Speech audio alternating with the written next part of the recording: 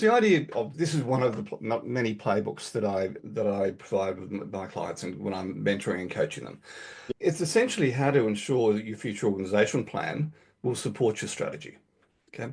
As scaling a business is hard and it requires more than just increasing revenue. It demands a well-structured team and leadership strategy that can support long-term growth. Yeah. Yeah. So without the right plan, organizational plan, companies struggle with inefficiency, misalignment, reactive hiring, and the like. And it slows companies down when they're scaling. So the idea here is that this playbook will help you walk through how to build a future org chart, establish a quarterly leadership team rhythm, ensure leadership development and succession planning are embedded in your growth strategy. In fact, what I might do, I might just share my doc so you're not looking in different places. Yeah, sure. So you should be able to see that now. Yeah. The key here is to get ahead with your planning and align it with your strategy. So the first part of this is the future org chart. And I use this as a strategic growth roadmap with my clients. Yeah. So why do traditional org charts fall short? Most businesses operate with a current org chart, which only reflects the present structure of the company. If you think about scaling a business, if your business is projected to double in size over the next 3 years, your leadership team, reporting structure, and key roles also need to evolve significantly. And getting ahead of the game is the key thing here. The future org chart helps you proactively design your business's future structure, ensuring that key roles are filled before growth demands them. And when we go through this in a moment, what you'll see is the future org chart, a key difference, and even companies that start planning for growth, a key difference here is my future org chart works on the theory that we'll hire when you've got the revenue to grow. Okay. Yeah. So the key benefits: eliminates reactive last-minute hiring decisions, ensures your leadership capacity keeps pace with growth. It helps develop high potential employees early, and it aligns hiring with business revenue milestones. It's not arbitrary dates.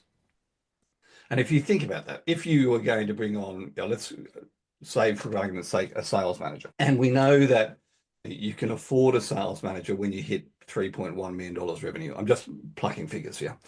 Yeah. So if we're now at 3 million and we're going to hit 3.1 in 4 months, well, we start hiring that sales manager right now because it's going to take 3 months to find someone and then to get them onboarded. Yeah. Yep. So that's Yeah. the general premise of the future org chart. Yep. So how do we build one?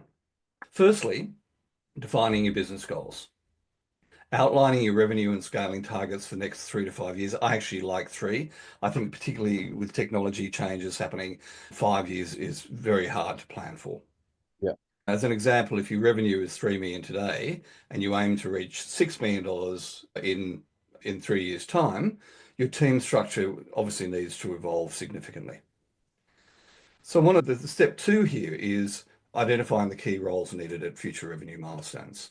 So instead of setting hiring timelines by calendar dates, we base them on revenue growth. Yeah, makes sense. I've just given you 3 examples. 3.5, hire a sales manager; 4.5, bring in a full-time marketing officer; 6, expand the finance team to manage cash flow efficiently, etc. Yeah. Third step is assess your current team's potential. Identify employees who can grow into leadership roles and determine where external hires will be needed to fill the gaps. One of the key quarterly rhythms I get my clients into is we assess every member of staff every quarter. And we do it on the basis of how they're living the values of the company and how productive they are in their role. And every quarter we're identifying a development plan for every member of staff. So it's all about getting ahead of the game. Once we know the situation with our own staff, that's when we can decide where external skill sets will be, where external hires will be needed to fill the skill gaps. And then finally, build your future org chart and hiring plan. So design your ideal future org chart for the next 3 years and set up a hiring priority order based on business growth. So here on the screen is an example. It's actually a bit not the best version of it, but you can see. That's all right. I'll open up my version so I can see better. So you can see the grey boxes there. Yep. Yeah, this is for a much bigger company, but on the left-hand side, director of manufacturing, we're going to hire that person at $35 million revenue. To the right of that, we'll need an engineer at $25 million revenue.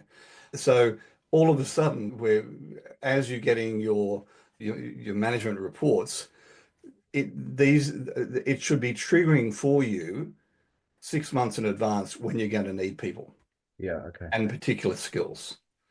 And then if we then think, well, it's going to take us a month or two to hire, 3 months to hire, and then 90 days to onboard, that tells us when we start the hiring process. Make sense? Yeah, absolutely. High, slow, fly, fast. Yeah, So exactly right. And so in your business, Chris, as an example, launching the new SaaS business, yeah, based on your revenue projections, you can build out this future org chart for your business as to when you need to hire, as I said, yeah, manager, etc. yeah, And the other thing here is that the other thing here is that it will change over time. So it's not something that will, by doing it every quarter, you're taking into account the growth trajectory of your business. Okay. So yeah. we're not looking for it to be stuck. Hi, Abby, welcome. Hi, Jonathan. I'm so sorry to be late. My last All meeting right, ran over. I'm just going to keep going here. This playbook I've got open in front of me, I'll provide you a copy of that. Cool. Okay. Just to recap quickly, though, we've been talking about the concept of a future org chart, something that we review with the leadership team every quarterly as a rhythm. And if you look at this as an example on the screen, the grey boxes are future hires. So the key pieces here are, and if you look at I'm sorry, it's a bit hard to read, but the key pieces in the center, training manager need to at $30 million revenue. The quantum's not important. It could be $2 million revenue, but the idea being that every quarter we're looking at our current org chart, looking at our future 3 years, 2 years, 1 year, what roles we believe we're going to need to support our strategy, working out when we can actually afford to hire them, which leads to triggers. Say you're at, pick a figure, $3 million revenue, and at $3.1 million revenue, we need a sales manager. Well, the trigger at $3 million is to start the hiring process. 3 months to find the right person, 90 days to onboard them. It's about getting ahead of the game. And it's also every quarter in the rhythm, looking at our own team and looking at the development needs of our own team to potentially train them up ready to take one of these roles. Okay. I'm aware I promised you 25 minutes, so I'm not going to get you. Normally, what I do with my clients is sit down and we'd map this out together. But essentially, the exercise is, what does your company structure look like if your revenue doubled? What new roles will need to be created or expanded? And internal promotions versus external hiring. And these, by the way, don't necessarily need to be full-time hires. They can be contractors, fractional CFO, a fractional marketing person, etc. So I don't want you to necessarily think in the traditional, oh, I'm going to hire someone full-time. These can be project people you bring in. Chris, talking about your business, project people you bring in at certain times to build the SaaS platform, as an example. I've talked about establishing a quarterly leadership team rhythm. So a future org chart it's only effective if it's reviewed and adjusted regularly. What I do, I'm looking to double business size as minimum within 3 years. So as growth occurs, some areas of your business may scale faster than others, requiring organizational tweaks.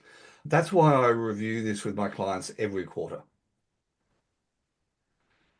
And the key is to get my clients into a rhythm. Every quarter, we bring the leadership team together, no matter how small or how big the company. The leadership team could very well be, in my case, me and 3 VAs. Or it could be a full-on leadership team, depending on the size of your business. We conduct an org chart review every 3 months. Key questions to ask: are we hitting growth milestones? Do we need to adjust our hiring plan? Have any key employees stepped up or struggled? and assess who are the rising stars in our team, what training and development is needed for them, and what new hires or structural changes are required for the coming year. Then, as part of the monthly rhythm, we have monthly leadership check-ins where we identify immediate leadership gaps and provide mentorship and coaching for future leaders. Make sense? Mhm. And once again, the box here is a reminder. We literally sit down and talk about every member of staff and do they need to be trained? Do they need to be redeployed in or out of the business? Do they need to be coached? Then we have a set series of questions that we use to assess. Yeah. Now, on that, Jonathan, is that generally with the CEO or is that with the leadership team? Always try and do it with the leadership team, Albie, because this is about growing your leadership team as well. Yeah. And I find often that the CEO doesn't necessarily have a full picture of what's going on. Yeah. Yeah, particularly as it grows. I've got two clients with me now who have been with me. Most of my clients stick around for quite a while, but they've been with me for over 3 years. One, we've grown from 3 million revenue to 15. The other one, we've grown from 8, they're hitting 25 mil, all within 3 years. Now, but if you think about what that means for staff numbers, they're both at about between 60 and 75 staff members. Where they both started, one of them started with about 9 staff, the other started at about 15, I think. As that exponential growth starts to kick in, a lot of the time it's hard for the CEO, the founder, to actually keep track of what's happening with each individual staff member. The other thing is, and I found it really interesting just recently. I sat down with one of my CEO clients and did a review with him, 2-day brainstorming. And we were in a boardroom, glass window, and I'm writing on the glass window, as I do. And one of the people in the head office, it's only a small head office team, she came in, she was looking at the writing for the other side.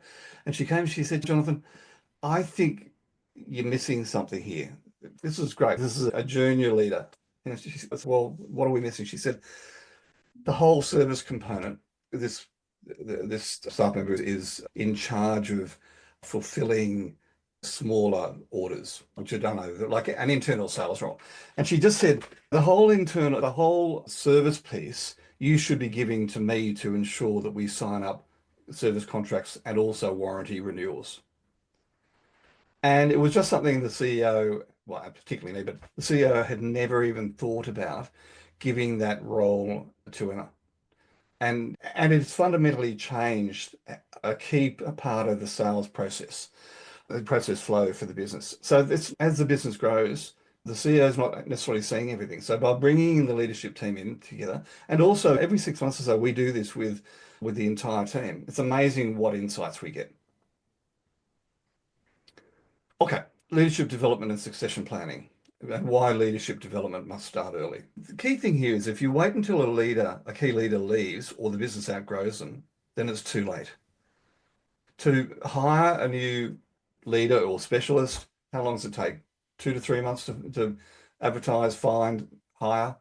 How long does it take to onboard to get them up to scratch? Another 3 months. So we want to get ahead of the game here. So a proactive approach ensures a pipeline of high potential employees is always ready.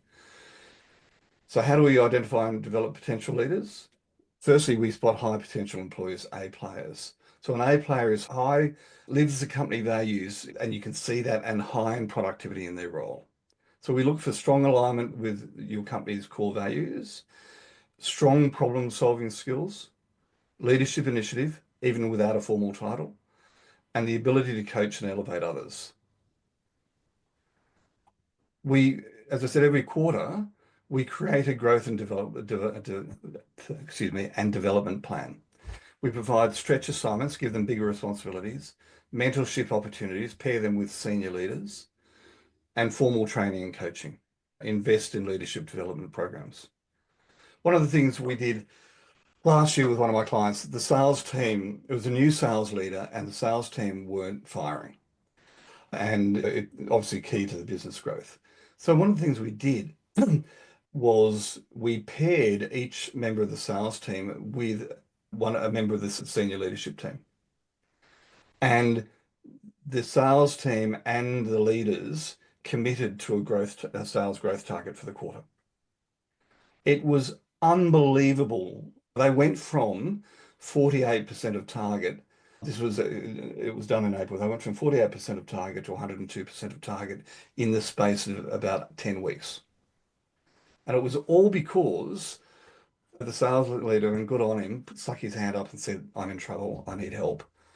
And as a leadership team at the quarterly, the leadership team committed, well, we're going to coach every individual sales team member. Now, that sort of stuff, unless you're talking about this stuff, it doesn't get raised and we don't fix the problems.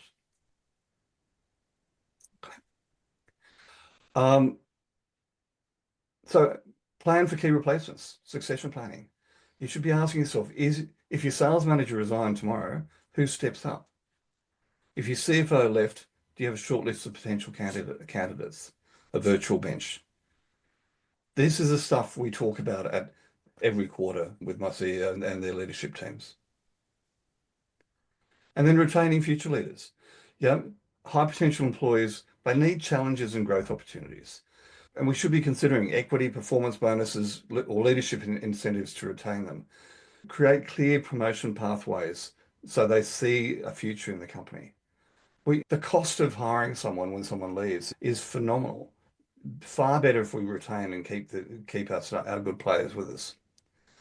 And yeah, a quick case studies, and this was a successful leadership development. So it was a tech client, and they looked at how future org planning transformed a $5 million company into a $15 company in 3 years.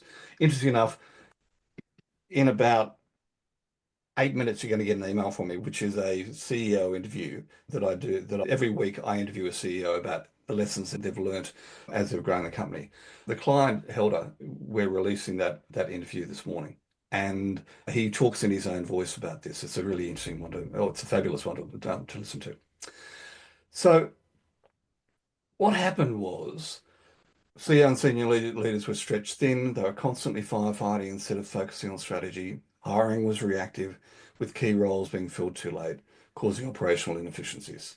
So I introduced the concept of the future org chart to the CEO and then coached the leadership team in quarterly reviews. We identified the key leadership roles that would be required at different revenue numbers. And we're reviewing this every quarter and adjusting and tweaking it as we go. Because who wasn't, I think it was the world champion boxer who made the comment, a plan is only as good until you get smacked in the face. So it's not something you can set in stone. Mike Tyson was. Well, by doing it, we could work out that one of the things he needed was that one of the strategy expansion projects was to build a managed services practice within their business. When could we afford to do that? What sort of team did they need to actually make that happen? A practice lead, the thought leader, the actual technical engineers, the sales team, etc. And we planned in advance and started hiring in advance based on the future org chart to achieve the strategic goals. We also established a quarterly leadership team review, as I've spoken about, making sure that the structure was continuously refined as they scaled. The end result was 3 years. They went from 5 to 15 million in revenue with a 20% improvement in overall team efficiency, higher ENPS, employee net promoter score, higher satisfaction. It's been a total success and continues to be, but it's all about thinking in advance. The key reflection here is what can you do today to prepare your next generation of leaders? And as you're growing, it doesn't matter if you're small, going to 1, going to 3, 3 going to 8, 5 going to 15, whatever it might be. As you grow, the team you have now may or may not be capable of dealing with that growth. And we as leaders need to be thinking about that. Okay, so the summary of key lessons. Future org chart, it's a roadmap for scaling. Quarterly leadership review equals staying aligned with growth. Leadership development, preparing for future success. So what I recommend you do is go away and take a couple of hours and draft up your first cut of your future org chart 3 years out. Schedule a quarterly leadership review. making sure that your structure remains aligned, and identify 2 to 3 future leaders and start investing in their development today. It's all about proactively planning for your future organizations, not as against reacting.